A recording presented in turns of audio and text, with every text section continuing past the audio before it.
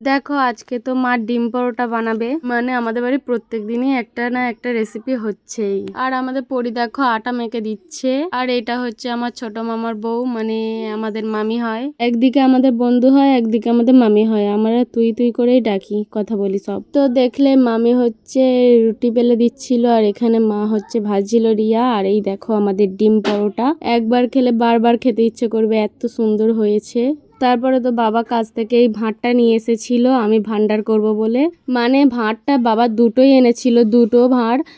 একটা জল খাবে আর আমি একটা বলেছি ভাঁড় মানে ভান্ডার বানাবো, ওই জন্য বাবা ভান্ডার বানিয়ে দিচ্ছে। এই ভান্ডারটা আমি বাড়িতে গিয়ে রং করে নেবো। আর ওটা হচ্ছে ছোট মতো ফুটো করেছি, কারণ ওইতে শুধু নোট ফেলবো, ওই জন্য কোনো কয়েন ফেলবো না, শুধু শুধু নোট ফেলবো। এই দুটো বলতে গেলে ঠাকুরেরই ঘট ওখানে পড়েছিল, বাবা এনেছে এই দুটো।